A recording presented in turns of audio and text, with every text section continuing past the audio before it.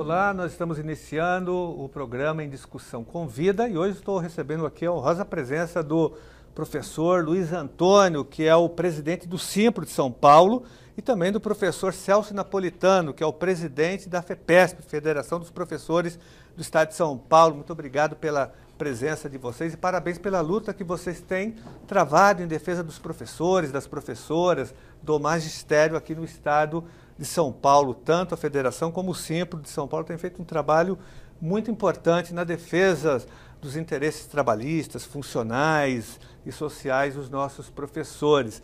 E nós estamos vivendo uma grande crise, professor Luiz Antônio, professor Celso Napolitano, aqui em São Paulo a situação é muito grave. Nós estamos acompanhando as demissões em massa em várias faculdades, em várias universidades. Nós realizamos já várias audiências públicas aqui na Lesp com os professores demitidos, inclusive com a participação do Simpro, da Federação, vocês sempre presentes aqui. Acompanhei também algumas reuniões no Simpro e a situação é grave, né? As universidades estão demitindo, descartando os professores. Eu queria saber como que vocês estão vendo essa situação hoje, Luiz Antônio, Celso, começando com o Luiz, como que está chegando isso lá no Simpro, como que vocês estão reagindo a esse massacre em cima dos professores? A questão trabalhista que tem envolvido os professores, ela vem há algum tempo sendo sedimentada. Algumas coisas estão ocorrendo de forma lenta e gradual, mas sem parar de agir contra os profissionais. Então, recentemente, o Conselho Nacional fez modificações na carga horária dos cursos. Isso tem um primeiro impacto muito forte, porque eles fizeram a chamada carga horária mínima. E com a carga horária mínima, eles passaram a restringir um grande número de aulas que as instituições eram obrigadas a ter. Diminuiu o número de aulas. Da carga horária diminuiu a quantidade do curso, a extensão do curso, a duração do curso. E um segundo momento, também há um impacto muito grande quando o Conselho também regulamenta a questão da educação à distância. Porque havia um certo temor entre os proprietários de escola e hoje em dia também a sociedade anônima que participam dos processos educacionais, que não dava uma segurança, a chamada segurança jurídica para eles acertarem isso aí. E agora o Conselho também acerta os 20% oficialmente da lei de diretrizes e bases da educação e resolve com isso fazer uma modificação muito forte dentro do setor do ensino superior, não só em São Paulo, como no Brasil inteiro. O professor Celso continua a ideia dessa situação, por favor. Celso, então, assim, essa explanação importante do Luiz Antônio, ela nos leva à seguinte reflexão. Eu queria fazer essa pergunta já para te provocar um pouco, né? Então, o Conselho Nacional de Educação, e diria também o MEC, mas o Conselho Nacional ele está a serviço dessa lógica, então, mercantilista, por educação à distância, você citou, Luiz Antônio. Educação à distância não é uma forma de superexploração do professor, do trabalho do professor. Como você vê isso? É o poder público a serviço dos mercadores da educação, dos empresários da educação, do lucro desses empresários? É muito importante essa colocação que você fez e eu primeiramente queria também agradecer a presença aqui, o convite, né? E registrar que você é um grande batalhador pela questão da educação, pelas questões dos professores, sempre participando, sempre junto. As audiências públicas, basta a gente solicitar e o teu gabinete imediatamente se coloca à disposição, marca audiência, e isso para nós tem sido muito importante. E é com muita alegria que a gente está aqui com você nessa hora. Mas acontece que essa questão que você colocou do Conselho Nacional de Educação e que o Luiz Antônio estava desenvolvendo, o Conselho Nacional de Educação é um órgão composto por pessoas nomeadas pelo presidente da República. Então, esse presidente que está aí, o golpista, no momento que ele assumiu à presidência da República, um dos primeiros atos dele foi mudar a composição do Conselho Nacional de Educação. Porque nos governos Lula e Dilma, o Conselho Nacional de Educação tinha uma composição por indicações, era uma composição muito mais democrática. Então você tinha representante de professores, representante de vários segmentos da sociedade. Apesar de que a prerrogativa da indicação seja do presidente da República, tanto o presidente Lula quanto a presidenta Dilma estabeleceram por decreto a possibilidade de os diversos segmentos da sociedade civil organizada e representantes de educação participarem. Por exemplo, a Bebel, presidente da POSP, era conselheira do Conselho Nacional de Educação. No momento que depois do golpe, que o presidente que está aí assume o poder, a primeira coisa a fazer é coloca o ministro da Educação, que representa as grandes corporações, que é o Mendonça Filho de Pernambuco, e muda a composição do Conselho Nacional de Educação. Então, assim como, e você é um batalhador disso, assim como aqui em São Paulo, o Conselho Estadual de Educação é por indicação do governador, no tempo do PSDB, só tem representante patronal no Conselho Estadual, o Conselho Nacional de Educação também ficou com uma cara de representação basicamente patronal. As grandes corporações educacionais estão lá representadas. Então, aí eu chego na pergunta que você fez. Ela está a serviço das corporações? A minha resposta é sim. Então, esta regulamentação toda que está sendo colocada é exatamente para facilitar a vida das corporações. Então, o que o Luiz Antônio, com muita propriedade, colocou, de que reduziu a carga horária mínima dos cursos, deu autorização tácita para que as escolas modificassem a carga horária até o mínimo possível exigido. Isso, Janase, é uma quebra de contrato, porque o aluno ingressou com uma perspectiva de X horas e no meio do curso ele alterou a carga horária dele para um número bem menor. Bom, além disso, o Conselho Nacional estabelece que qualquer reestruturação curricular que a universidade, nem precisa ser universidade, que a universidade tem autonomia, mas que a faculdade, o centro universitário faça, não precisa pedir autorização para o MEC, para o Conselho Nacional. Essa reestruturação passa pelos órgãos colegiados das universidades e das faculdades e tem que ser comunicado ao aluno no semestre anterior. Não é com um semestre de antecedência, é no semestre anterior. Ora, Janase, ninguém é trouxa, né? Ninguém é ingênuo. Os órgãos colegiados dessas faculdades e universidades, eles são dominados pelo mantenedor, óbvio. Então passa tudo que ele quiser nos órgãos colegiados. E o aluno é avisado no último dia de aulas do semestre anterior, basicamente. E além dos 20% permitido para o EAD, né, que é o curso semipresencial, hoje em dia em São Paulo a gente pode afirmar que não tem aula sexta-feira, porque 20% numa semana de 5 dias significa utilizar só 4. Sexta-feira basicamente não tem aula, reduz a grade do curso e tem de cara com 20% do EAD, 20% de economia na folha de pagamento.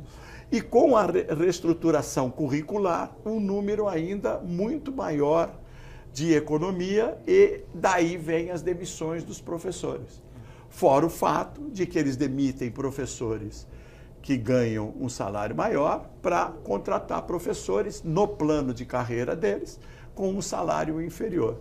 Então, esse é o grande problema dessa mercantilização do ensino, né, que está sendo, inclusive, apoiada pelos órgãos governamentais que, constitucionalmente, deveriam ter a obrigação de analisar, regulamentar, etc. Essas reestruturações, depois, elas são analisadas pelos avaliadores.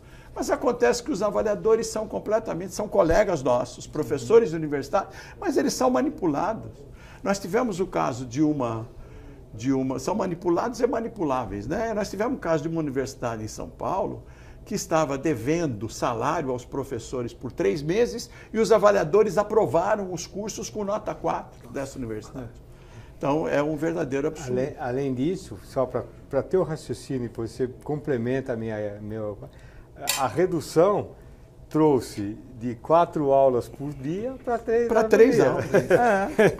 Então, além de você não ter aula na sexta-feira, a aula passamos de 4 aulas por dia para 3, porque o período todo encolheu. Isso é importante, porque se encolhe a carga horária, então você diz assim, um curso de 4 anos fica com 3. Não, ele precisa cobrar 4 anos de mensalidade. Então, ao invés dele encurtar o curso, ele encurta o período de aula.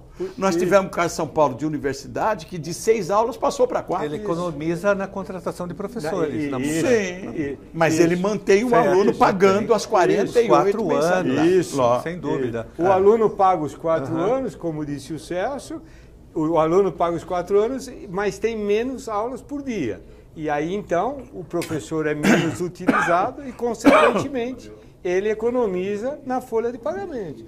Então, dentro desse bloco das universidades, especificamente, esses três colocações feitas, orientações dadas, resoluções pelo Conselho Nacional e, consequentemente, pelo Ministério, porque o Ministério vai homologar, né?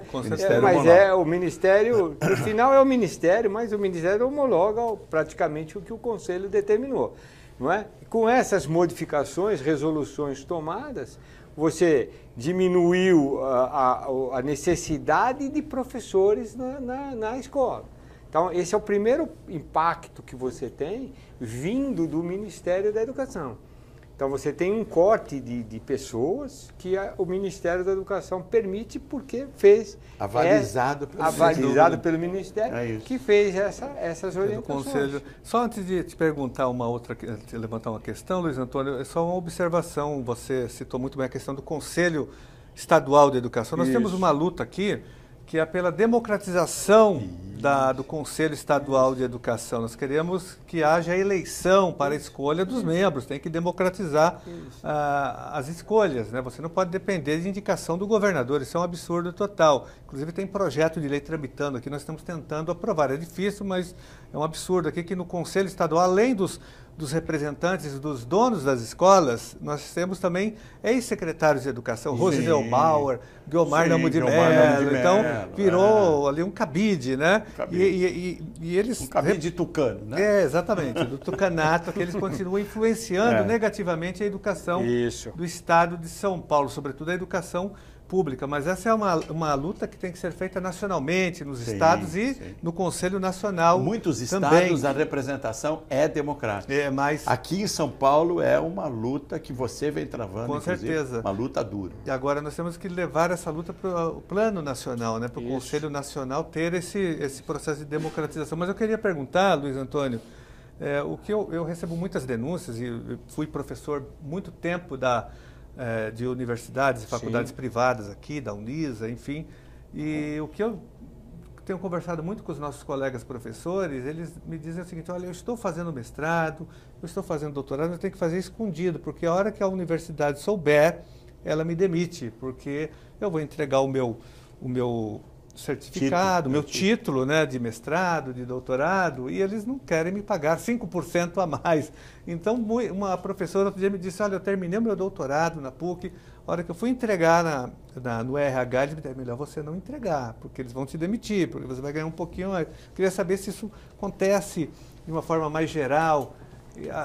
As faculdades estão evitando a contratação desses professores com mais qualificação, porque o ideal é que os professores tenham mestrado, doutorado. Nós aprovamos o Plano Nacional de Educação, existem metas estabelecidas para que haja mais gente com formação nessa área, no ensino superior, com mestrado e doutorado, né? Vou responder para você, mas me dá só um instante antes. Não vamos esquecer também que quem é o braço direito, o secretário executivo do Ministério da Educação, é Maria Helena Guimarães. E Maria Helena Guimarães é Paulo Renato. É a estrutura de Paulo Renato. Então não vamos esquecer esse detalhe, porque ficou o tucanato também no Ministério da Educação. Dizem que ela que manda, na verdade. Ela é a grande mentora intelectual desse projeto. É porque ela veio com a ideia de Paulo Renato, ela trouxe Paulo Renato de volta para o centro da educação. Não vamos esquecer desse detalhe. E no teu projeto, na tua ideia que você trabalha aqui na Assembleia, que vale para o Plano Nacional, é por instituições que têm direito a colocar... não precisa ser o nome de uma federação, o nome do sindicato, não. Tem que ter 3 dos trabalhadores, 3 dos... Aí, seja, quem vai escolher é outra questão. Mas tem que ser um processo mais democrático. Como aconteceu no governo Lula. Como aconteceu, exatamente. Diga-se a bem da verdade. Isso é bem na verdade. Agora, na tua questão, eu digo assim, com a reforma trabalhista, que isso tem um impacto na tua pergunta, o plano de carreira, ele pode ser feito sem necessidade de homologação no Ministério do Trabalho. Então, uma das questões que a reforma eliminou foi essa necessidade da homologação. Então, hoje, os patrões conseguem fazer planos de carreira com uma certa rapidez e pôr na gaveta, não precisa passar por mais ninguém. Não é? Então, na realidade, você pode apresentar o seu título, porque no novo plano de carreira, você não vai ascender economicamente, não vai ter um ganho por esse motivo. Então, é uma questão bem delicada essa daí. No começo da nossa vida profissional, você, o Celso e eu, como professores universitários, nós tínhamos auxiliar, assistente, adjunto e titular. Só isso. Tinha uma evolução funcional. Uma evolução funcional. Isso. Natural. Natural. Hoje, cada uma desses colocações verticais tem 6 horizontais. E depende muito da formação. Acabou. Então, depende financeiramente. Então você pode ser doutor e entrar como auxiliar 6. Entendeu? Então, e não obrigatoriamente tem uma progressão, porque a progressão que eles planejam é só quando houver vaga no auxiliar 5. Se não houver vaga no auxiliar 5, você nunca sai daquela... Você então já antecipou um debate aqui que eu ia perguntar para vocês qual o impacto da reforma trabalhista no ensino superior, na contratação dos professores, não só da reforma trabalhista, mas também da lei da terceirização que foi aprovada, infelizmente. Essas 2 reformas, né? Como que vocês veem isso? Além desse aspecto que você levantou, mas tem outros também, né? Com a reforma trabalhista. Não. Haverá uma contratação generalizada através da pejotização, trabalho intermitente? Como que vocês acham que isso vai acontecer numa faculdade privada aqui em São Paulo, por exemplo? Então, a questão da reforma trabalhista, ela vem pegar por vários aspectos, tá? E no ensino particular ainda é uma coisa que está sendo experimentada, vamos dizer assim. Há algumas instituições que foram com muita sede ao pote e quebraram o pote, né? Então não é tão automático assim. O aspecto que o Luiz Antônio coloca é muito importante. Hoje em dia, pode falar para sua amiga, entregar o título lá na universidade, na faculdade, que não vai acontecer nada. Porque antes até os planos de carreira já não previam essa hipótese automática de reajuste salarial. Porque os critérios que o Luiz Antônio apontou do Ministério do Trabalho previam antiguidade e mérito. Hoje em dia não, tanto faz. Não é verdade que doutor ganhe X% a mais que mestre. Há uma obrigatoriedade de plano de carreira pelo Ministério da Educação. Mas isso não tem a ver com o impacto trabalhista. Tem aí uma dualidade entre a pedagogia e o trabalho. Bom, essas questões que você muito apropriadamente apontou, nos afligem um pouco, estamos estudando bastante isso, principalmente agora que nós estamos em época de negociação salarial, né?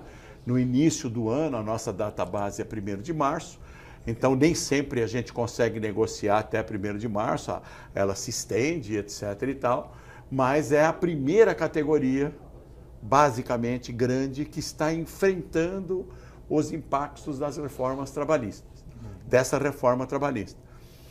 Há outras categorias grandes, tanto patrões quanto empregados, sabiamente, antes de irem, como eu disse, com muita sede ao pote, resolveram ampliar os termos de convenção coletiva para sentir como é que essa reforma vai ser aplicada. Porque há muitos pontos, Gianazzi, que são discutíveis juridicamente. É importante a gente colocar que essa reforma, esse conjunto de leis, de artigos, foi preparado e engendrado nos escritórios de advocacias, grandes escritórios, que representam as empresas. Então, eles colocaram tudo que seria de melhor para facilitar a vida da empresa. Nós até brincando dizemos que eles saíram da CLT, que é a Consolidação das Leis do Trabalho, para a CLC, Consolidação das Leis do Capital. E isso tudo, veja, ainda tem lei nesse país, ainda tem tribunal nesse país, né? Isso está sendo questionado. Mas no ensino particular, tanto básico quanto superior, nós estamos sentindo agora esse problema. A terceirização não é muito simples na escola particular, porque aí sim tem algumas regras da LDB que não podem ser jogadas fora, que você precisa ter o professor contratado, tem que ter o projeto pedagógico da escola. Como é que pode haver um projeto pedagógico onde na segunda-feira entra o Celso, na terça o Carlos, na quarta o Luiz? Entendeu? Não está. Então isso, por mais patronal que sejam as questões do Ministério da Educação, isso não dá para tergiversar, né? Então, isso é muito complicado aplicar a terceirização. A pejotização é a mesma coisa, o professor precisa ser contratado, ele precisa ter um contrato.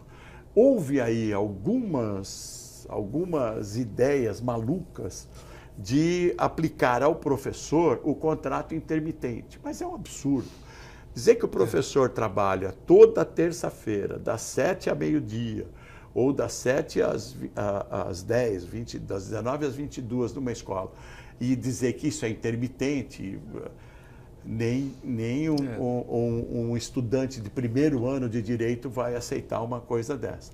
Mas eles estão tentando, nessas negociações, eliminar muitas cláusulas das nossas convenções coletivas, com o argumento de que a convenção coletiva se encerra no último dia de vigência, porque a lei da reforma trabalhista proibiu a ultratividade das cláusulas.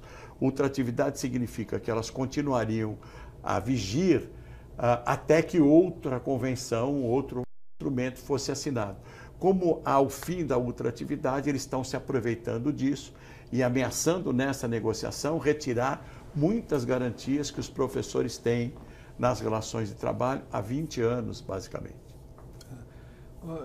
Eu perguntei isso porque na rede pública de ensino nós já estamos sentindo, mesmo na rede pública, os impactos. No ano passado, por exemplo, a Prefeitura de Ribeirão Preto apresentou a proposta de uberização da contratação dos professores. E numa cidade também de Santa Catarina, da Grande Florianópolis, a Prefeitura organizou um leilão, né? Fez um pregão. Um pregão para contratar professores exatamente, professores de educação física seriam contratados nesse sistema de leilão pregão.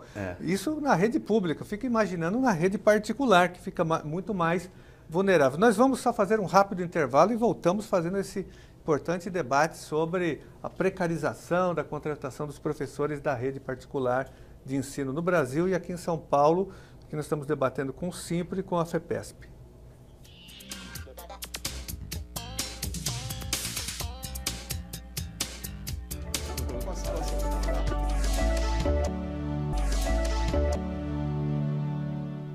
Voltamos com o programa em Discussão com Vida. Estamos fazendo aqui um riquíssimo debate sobre a questão da precarização, da contratação de professores, sobre a questão das fusões das universidades, dos impactos da reforma trabalhista e da lei da terceirização na situação hoje dos professores. Luiz, nós estávamos falando aqui ainda, você que lá no Simpro você deve receber muitas reclamações e vocês sentem no cotidiano esses impactos tanto da lei da terceirização como também da reforma trabalhista.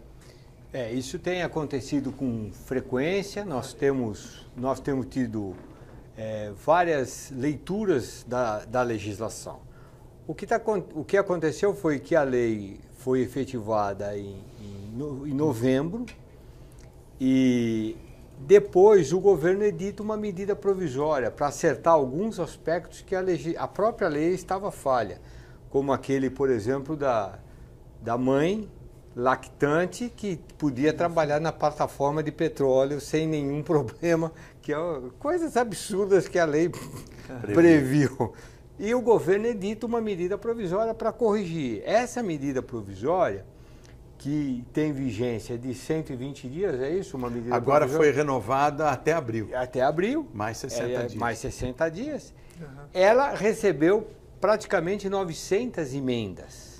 E o governo, habilmente, não vai colocá-la para a votação, porque vai mexer em toda a reestruturação. Então, o Celso coloca isso há pouco, dizendo assim, eles vão com sede ao pote, mas eles vão com sede ao pote sem saber exatamente o que é que está na frente.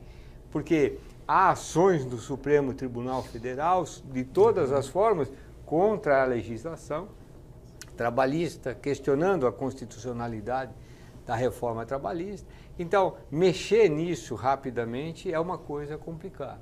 Mas ela tem impactos muito sérios na vida da gente. Por exemplo, e não é só na questão de contratação. Ela, por exemplo, permite que a homologação seja feita fora do sindicato. Ela seja feita na empresa, no nosso caso na escola. A homologação da rescisão contratual. Quem é que confere as verbas? Quem é que sabe se aquilo que está recebendo está correto? É a função que o sindicato tem para ajudar e trabalhar pelos seus professores, no nosso caso, professores. O sindicato para ajudar os seus trabalhadores. Então, essas questões que às vezes ficam meio fora da propaganda oficial, né? Elas são muito impactantes para a gente. Como o Celso também colocou há pouco, a convenção, ela vencia, e o acordo entre partes vencia, e se não fosse renovado, continuava valendo até ser renovado. Isso foi proibido na lei. A lei proíbe que isso continue. Como é que você trabalha isso? Você trabalha com toda a movimentação da sua categoria, com todo o trabalho que você tem que mostrar, que não pode dizer que a lei está absolutamente correta, e não está nesse caso. Então, esses impactos que a reforma vem trazendo, eles não são só esses claros, né? A forma de contratação, ele tem um subterrâneo, assim, que mudou tudo, os 70 anos da consolidação. E muito claramente, as empresas não faliam por causa da consolidação. As nossas, vou pegar a escola, não vou nem pegar banco para não ficar triste, né? Nenhuma escola faliu por causa da CLT, não era esse o problema. O problema é má gestão, isso é outra conversa. Então, esse é um aspecto que a gente tem ressaltado e mostrado sempre ao professor, aos trabalhadores, que nós estamos na luta para que essas coisas sejam respeitados os direitos que a gente sempre teve e vai continuar tendo. Celso. O importante desse aspecto, pegando aí o gancho do Luiz Antônio, é que foi vendido que a CLT é ultrapassada. A CLT não é uma lei de 70 anos. A CLT é uma consolidação de leis e que ela vem sendo aprimorada ao longo do tempo. Né? Ocorreram várias alterações. Várias modificações, várias interpretações do Tribunal Superior do Trabalho, súmulas editadas pelo Tribunal Superior do Trabalho que foram aperfeiçoando a lei. E o que é mais importante não é da Carta del Lavoro, do Mussolini, do fascismo, não. Ela foi confirmada na Constituinte de 88, democrática, cidadã. Então, isso que se coloca por aí, que é uma lei ultrapassada, é completamente errado. Na verdade, foi um subterfúgio que foi encontrado exatamente para que as questões do trabalho fossem resolvidas pelas empresas. É o neoliberalismo colocado na sua essência e até o último ponto, né? Quer dizer, o próprio neoliberalismo. Por quê? Em termos de competitividade, isso. Então, privilegia o individualismo contra o coletivo, a coletividade. Quer dizer, todo o discurso que foi feito e vendido pela mídia, no sentido de que você pode resolver a sua vida dentro da empresa, o horário de almoço, as suas férias, etc. Na verdade, o que tem por trás disso é muito perverso. É privilegiar a individualidade. eu e você e ele trabalhamos na mesma empresa e nós três teremos condições de trabalho completamente para diferentes. desmontar a luta coletiva. Lógico, mas é isso que está por trás dessa... Por isso que ela foi engendrada e escrita nos escritórios, dos grandes escritórios que representam as grandes empresas. E nós vivemos um momento muito difícil, na verdade, é o momento do ajuste fiscal, do que você falou, o Estado mínimo, o neoliberalismo, mas, sobretudo, um momento de retirada de direitos sociais, previdenciários e trabalhistas. Né? Então, primeiro teve a emenda 55, que congelou os investimentos por 20 anos. Esse é o pior. Agora a emenda 95... Depois a lei da terceirização, reforma trabalhista, e eles queriam ainda votar a reforma da Previdência, que está congelada por enquanto. Que teria um impacto nefasto também para todos os trabalhadores e para os professores. Com certeza. Essa, por enquanto, está paralisada. Não, devemos ressaltar que a questão da reforma previdenciária, a paralisação da reforma previdenciária, foi uma derrota do governo. Foi uma vitória dos movimentos organizados. Muito mais que derrota, foi vitória. Então foi obrigado a jogar um pano de fundo em cima, né? Que é a tal da intervenção no Rio de Janeiro, que estão achando que é o coelho que o cidadão aí tirou da cartola, etc. e tal, que vai catapultar para a eleição dele, o povo não é mais tão bobo assim. Mas, na verdade, foi um jogo de mídia, de cena, para que ele não reconheça que os setores organizados da sociedade civil impingiram uma grande derrota ao governo. Isso foi vitória, foi uma vitória total e absoluta. E que a gente impediu que mais essa perversidade fosse perpetrada contra o povo brasileiro. Quer dizer, imaginar que uma família que tenha 2 pessoas que trabalharam a vida inteira e que contribuíram para a Previdência, quando há o falecimento de um deles, a família passa a viver com metade da renda. Quer dizer, a casa vai custar, o aluguel da casa vai custar metade, o pão vai custar metade, o combustível custa metade. Isso é perverso. É muito mais do que outra coisa. A única palavra que eu encontro para isso é perverso. Com certeza. Né?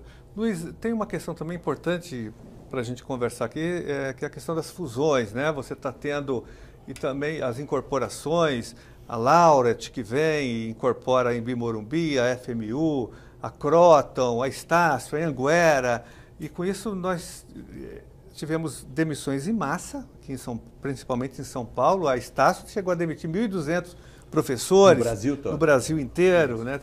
Talvez se antecipando, já querendo faturar em cima da reforma trabalhista. Como que você vê isso, nessas fusões? E também, eu recebi também aqui muitos alunos dessas faculdades, da FMU, agora que foi a Laura instalada, da precarização mesmo da estrutura física, né? Que eles não investem mais nem na estrutura física. Há uma precarização também, além da precarização da contratação, mas também da infraestrutura, porque muitas dessas faculdades agora são geridas por fundos de investimento, vira um grande negócio, você nem consegue identificar quem é o dono mais. Né?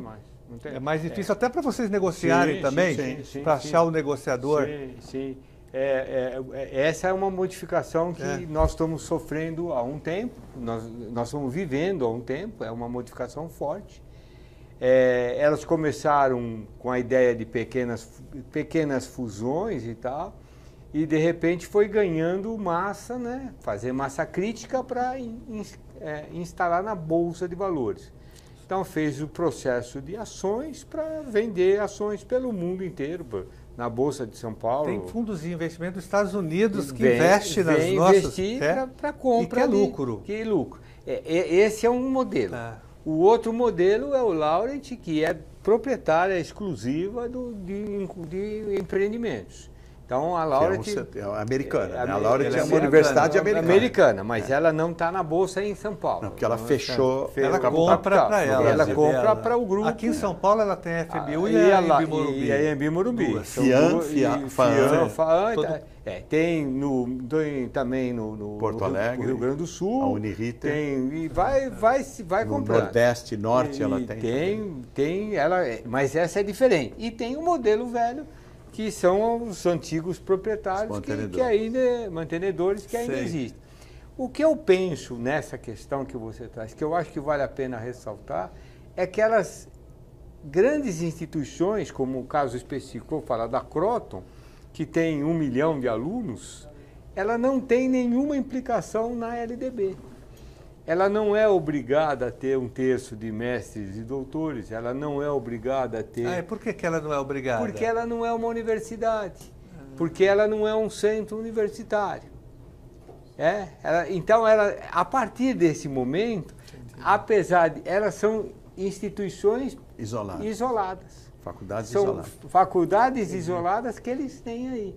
Então, isso também é uma preocupação, porque ele consegue fazer uma competitividade de preço pela escala e porque ele não é obrigado a cumprir a parte da LDB que tange as universidades. Isso era um ponto que o governo, que o Conselho Nacional, evidentemente que isso não entraria em pauta neste Conselho, que deveria ser colocado. Se ele tem esse conglomerado, ele passaria a ser obrigado a cumprir as regras como se fossem os outros. Então, esse é um problema que eu sinto forte que o Ministério deveria atuar, até pela qualidade de ensino. Porque aí o que você comentou, a deteriorização de prédios, de laboratórios, de equipamentos, fica tudo lá jogado para o sucateamento, para o lucro. Rápido o lucro fácil, rápido e fácil. Rápido e fácil. E vai embora. E fusões, assim, especificamente, são coisas que a gente tem trabalhado muito. Eles atuam exclusivamente. Deixa você falar, mas então nós estamos aqui debatendo educação, não é mercadoria, mas é pior do que mercadoria agora. Nesse novo cenário, mercadoria é pouco, investimento é lucro, é uma outra coisa pior do que mercadoria. É isso, eles atuam exclusivamente para atender os requisitos mínimos da legislação. Então, o Luiz Antônio colocou. A Croton, ela é uma marca única, só que ela está por trás da faculdade X, da faculdade Y, etc. E tem também algumas universidades na sua propriedade, né? Tipo Uniban em São Paulo, tipo Uniderp no Mato Grosso. Nessas universidades ela cumpre o mínimo possível. Mínimo possível. Mas a migração de alunos, entendeu? Então ela consegue cumprir todos os requisitos como sendo uma instituição global, né, grande, mas com problemas nas faculdades isoladas. Então, na verdade, é um jogo de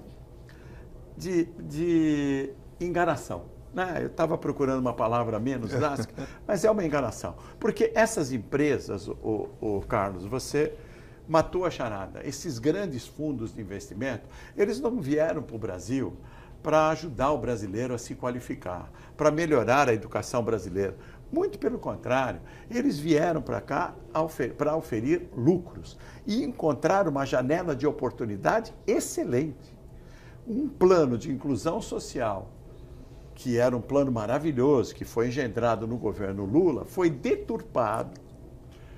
O famoso FIES foi deturpado e essas universidades... FIES e ProUni também, FIES, né? O ProUni nem tanto, porque o ProUni não traz dinheiro, o ProUni traz isenção fiscal.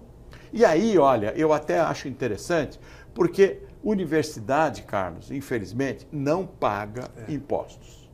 A universidade não recolhe a parte do FGTS, da Previdência, porque a universidade, fora a questão patronal, que elas são consideradas filantrópicos, a do profissional, do professor, eles descontam, mas não recolhem.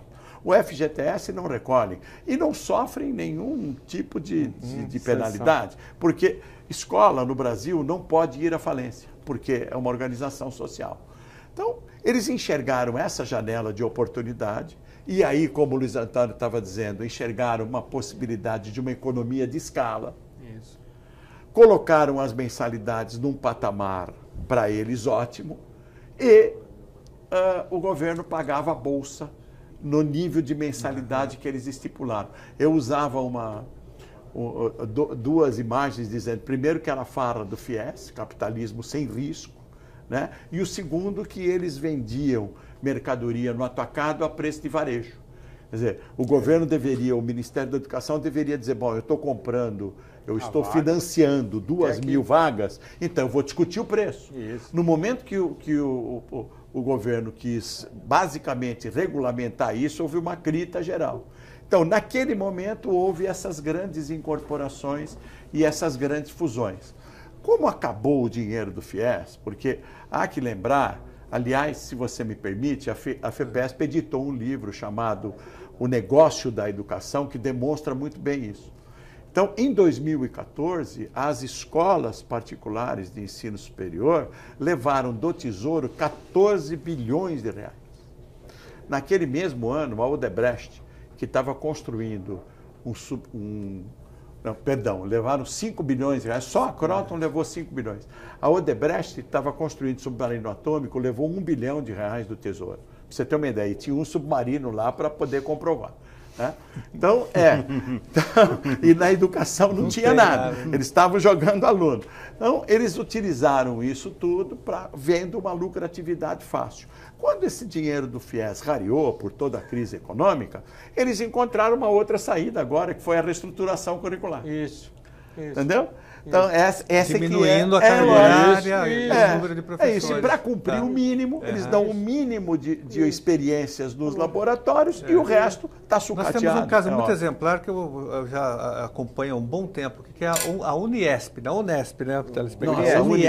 A Uniesp que também... Uniesp é filhote do FIES. Exatamente. Exatamente. Ela cresceu muito no FIES. No FIES. Explorando os alunos, o Estado brasileiro. Tinha 100% de alunos com bolsa do FIES. Só que a mensalidade lá, cobrada do Tesouro, e que depois será paga pelos alunos, R$ 1.200 um curso de pedagogia, quando a média era R$ 350 reais. Exatamente. Não, e o pior é isso, que quando eles anunciavam para pagantes, eles colocavam o preço de 1.200, mas se você pagasse no dia X, pagava 250. Isso. Entendeu? Então, uma enganação total. E essa Uniesp, nós denunciamos ao Ministério da Educação. Sim, eu lembro, nós acompanhamos. Você nos ajudou muito. Você levou o caso ao ministro. Ao Ministério da Educação. Fomos ao Ministério Público também, federal. Fizemos várias audiências públicas. Muitas. Convocamos aqui 2 vezes o reitor, Fernando Costa, né, que é o dono, proprietário, na CPI do Ensino Superior. CPI do Ensino Superior. Que nós fizemos aqui, vocês participaram, com muitos subsídios, enfim. Mas a Uniesp é um exemplo disso, né, dessa decadência, desse ataque ao dinheiro público. E os alunos são vítimas disso também, os professores e alunos, e funcionários. E o Brasil inteiro depois, né? A educação vai para todo mundo, né? Vai para o crescimento do país, né? Agora, nós estamos falando muito aqui do ensino superior, mas esse processo já de fusão, de compra, de escolas também está na educação básica, já com muita força hoje. Aqui em São Paulo nós estamos acompanhando. Tem um grupo muito grande em Ribeirão Preto, que agora está lançando uma escola diferenciada, chamada Concept. Agora nós temos 2 escolas ditas diferenciadas. A Avenue, que é uma escola americana, estadunidense, e a Concept, que é uma escola desse grupo SEB-COC, cujo proprietário é um famoso empresário do ensino, Chaim Zaya, que estava no ensino superior, lá na Estácio, vendeu as ações e agora está empenhado no ensino básico. Né? É um grupo que tem 48 mil alunos, mas o material é vendido para um número muito maior de alunos. A última estimativa é de 1 milhão de alunos que usam o material COC-SEB.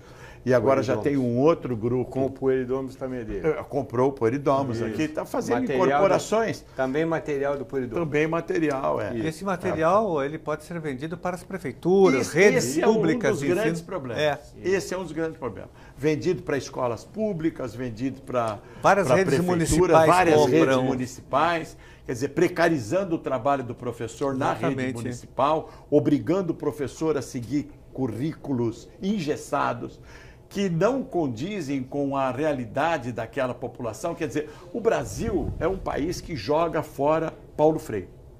O mundo inteiro bebe do ensinamento de Paulo Freire. E o Brasil joga fora os ensinamentos dele, porque Paulo Freire dizia o quê? Que você precisa aproveitar as próprias características da comunidade para poder ensinar. Não, imagina você ter um sistema de ensino que é utilizado tanto em Porto Alegre quanto na periferia de uma cidade pequena do sertão do Sergipe. Um absurdo completo. Né? Você citou o grande Paulo Freire, que foi exilado no golpe militar de 64 e agora está sendo exilado de novo, depois de morto, da nossa educação brasileira. Queriam até tirar o título dele de patrono da educação brasileira. Não, mas o Brasil houve joga fora o seu maior patrimônio educacional. Um dos maiores educadores do mundo, uma grande referência mundial, um absurdo total. Né?